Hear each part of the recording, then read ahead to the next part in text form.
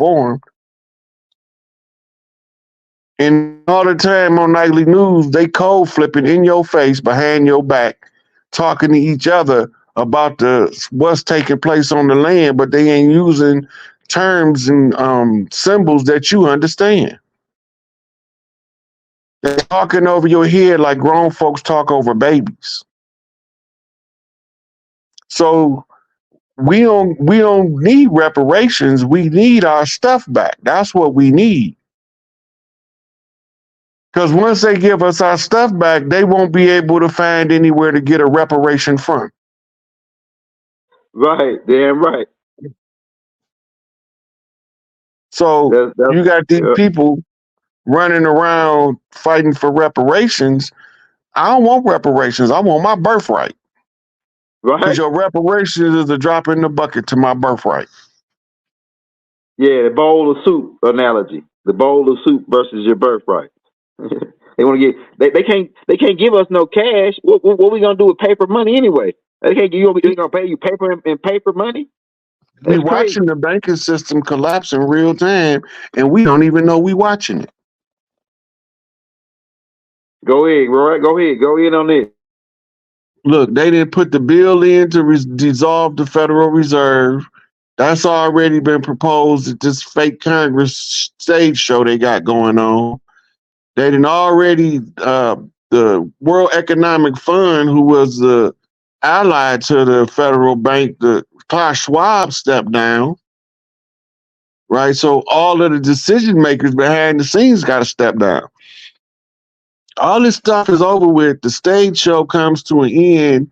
And if they give you reparations, they have to give it to you in fiat that has no value in the new system where the gold currency will reign supreme over the fiat decreed money that had no value. We won't need inflation to maintain the artificial appearance of value to the currency. Therefore, prices are going to plummet. Just by erasing inflation alone, prices is going to plummet. What's not going to plummet is the pay scale. Because we already know that the pay scale for workers is only a percentage of the value of each worker, no matter what profession they're working in. Hey, we got a couple of hitters there. Them Counting Like More guys. They say, hey, what's the difference?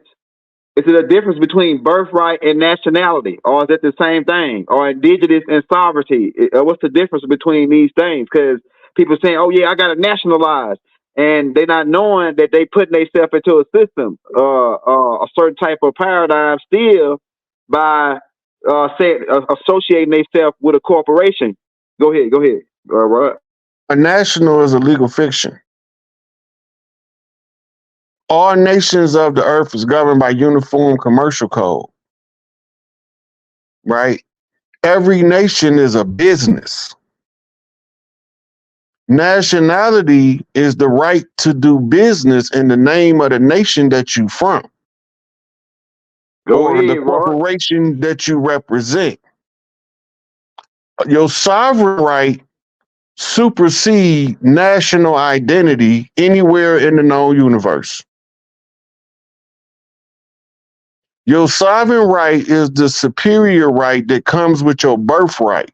Your national rights comes with your allegiance to a nation, right? Nations, before these corporations hijacked them, used to be family structures called tribes, clans, gangs, right? But now, under the Uniform Commercial Code, in order to do business and make a living, you have to nationalize. You have to become a part of a nation, a citizen. Your citizenship is your straw man status because no corporation can do business with the flesh and blood person. So your straw man has to be your representative as a national. That's your citizenship status. Your national status is your right to form a straw man.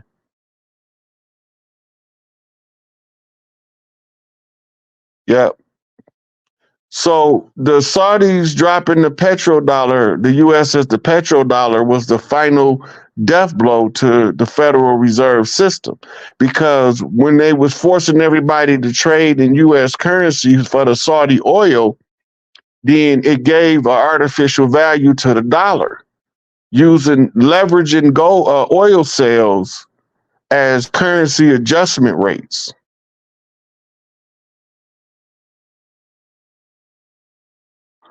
Hey, so now, because we put this how run tell the Pope, because you know how we had to put them catchy topics. Now, what happens to the Roman Empire? Is the Roman Empire, because we know that the Pope is connected with DC and London, because it's like the three things that they talk about, like the three stars, the three states. Yeah. So how does that play a part with London and DC, the military owned company? We see that they auctioned and selling off all the military equipment. Is that military equipment ours or is it theirs? United States Corporation. They bought it on our backs. It's those tanks and those all them aircraft carriers and stuff that they were building on our dime. Is that ours? Do they have the right to auction it off? Like they was auctioning off the shit off in when they left all that equipment over in Afghanistan or somewhere, and them guys just took it over. $300 billion worth of equipment. And so do they have the right to auction off? We heard that they selling interstates and they putting tollways on our interstates now. Because it goes all the way back to George Bush and them and the steel company and all that. It's deep. But can they do they have the right to auction off this equipment, the Pope now, and our interstates? Go ahead. Look, so in bankruptcy, the court give you an opportunity to settle the debt by liquidating your asset.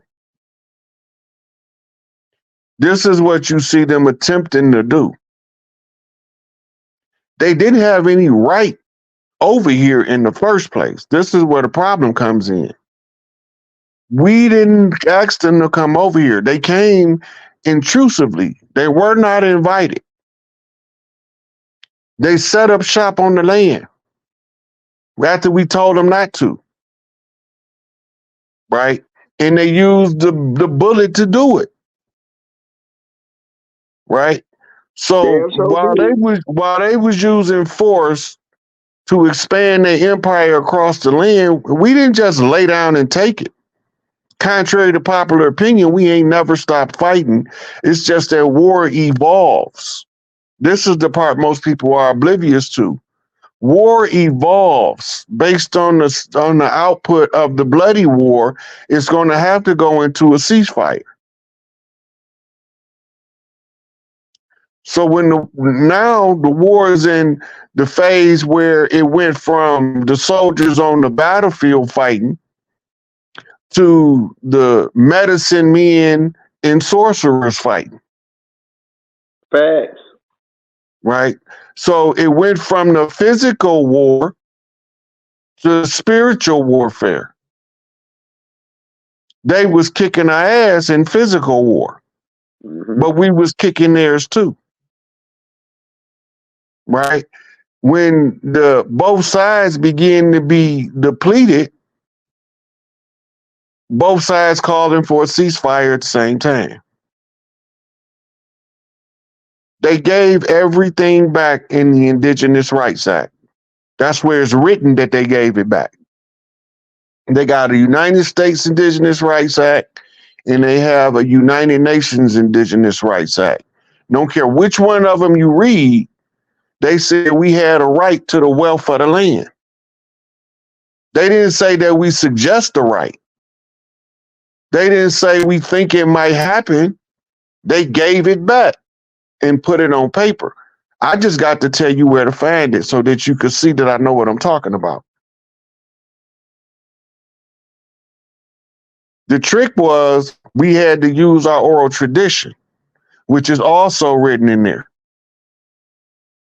Once we use our oral tradition, then one of the rightful heirs using the royal tradition to reclaim the land, they have to give us the documents that supports their theft or that they use to catalog the theft, which is the treaties, which is the alloidial title, right? We didn't write no titles to the land.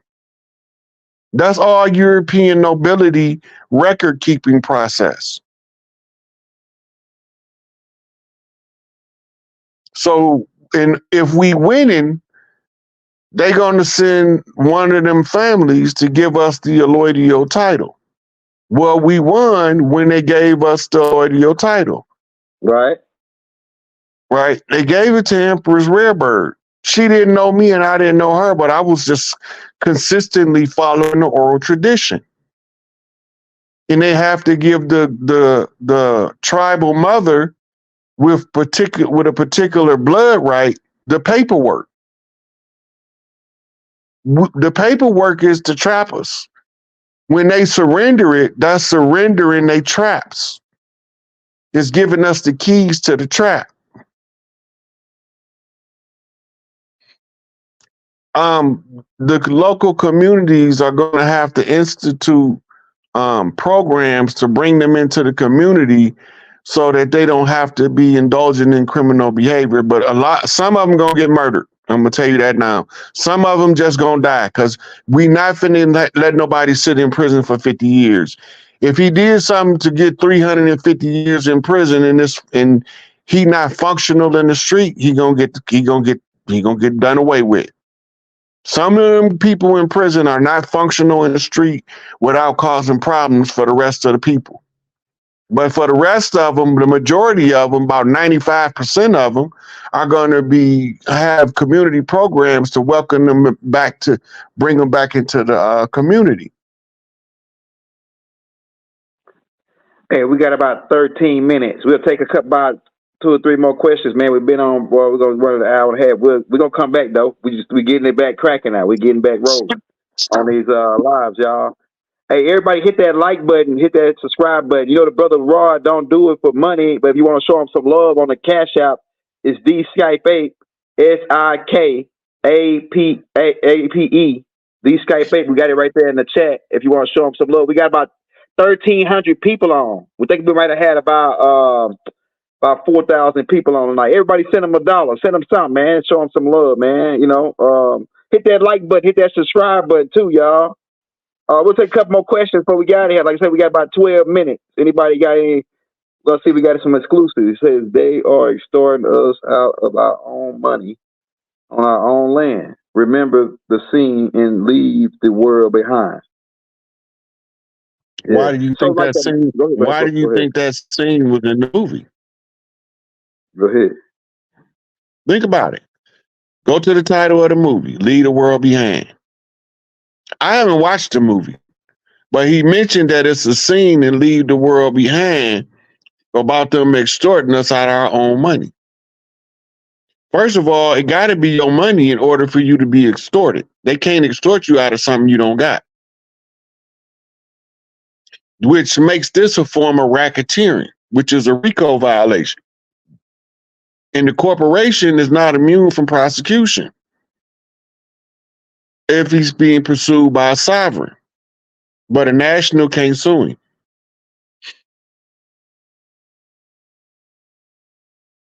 Unless he consent.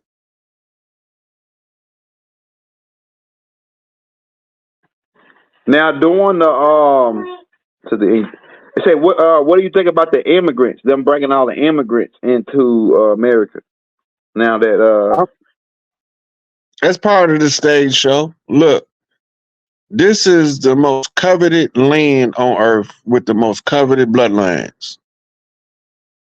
Everybody that's coming over here, no matter what they say out their mouth, coming over here because they love the people of this land.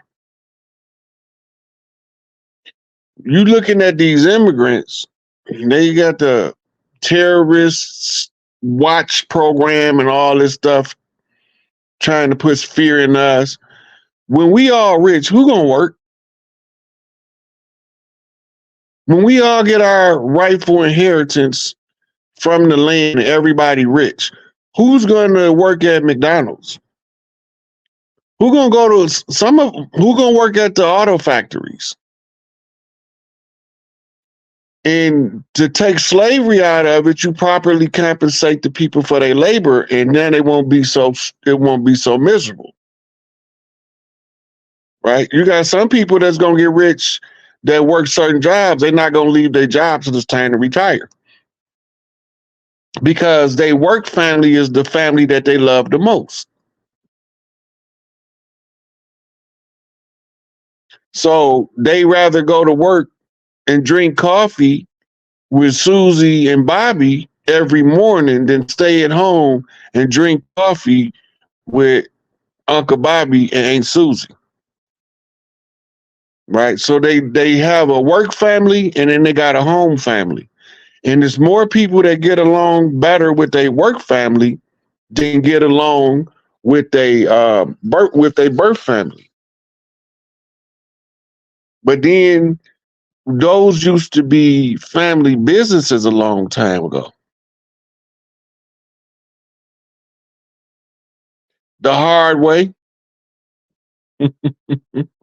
Yeah. They gonna feed these Bloods, Crips, Vice Lords, GDs, BDs, Black Souls. They gonna feed them Latin Kings, Latin Count, Satan Disciples, Satan Disciples. They gonna be feeding. They gotta have some food. They need to be able to take all that aggression that was pointed at each other out on the right enemy. Trump's role is to play a buck dancing clown while he tear the whole system down from the inside. That's his job.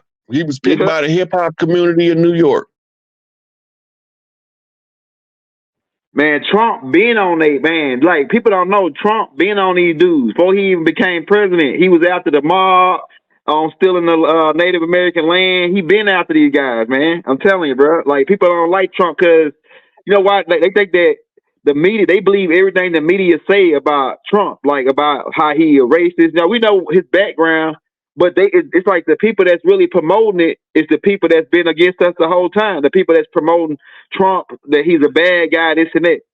Right?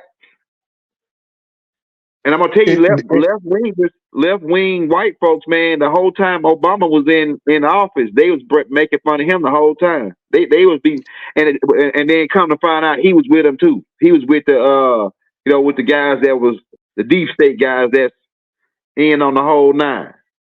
You know what I'm saying? Look, Judge Joe Brown got an interview he just did about the Trump case. Go ahead. Right. And he was talking about the vested interest the judge had, the vested interest that the judge's wife had, the vested interest the judge's daughter had in the case. It also comes out that a day before the verdict came out, there was a leak in the jury room. That's an automatic mistrial. Right? There's a social media account of somebody who claimed to be a cousin of one of the jurors saying we finally got Trump, his ass guilty. They were still deliberating. The deliberation wasn't supposed to be in till the next day. Wow. Right? And then on the heels of that, Young Thug judge get caught with the prosecutor trying to buffalo a witness into violating his Fifth Amendment right and testify in court. He got caught. Why is this important?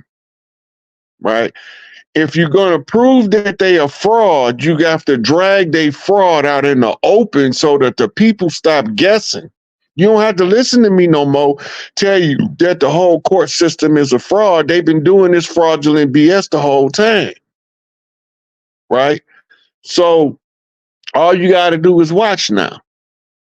This is enough to make them have to throw Young Thug case out and Trump case.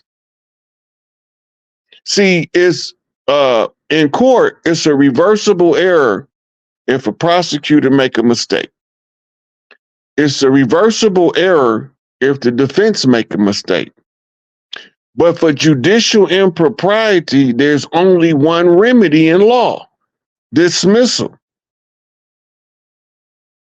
You can't be held under an unbiased fiduciary, is what it's called.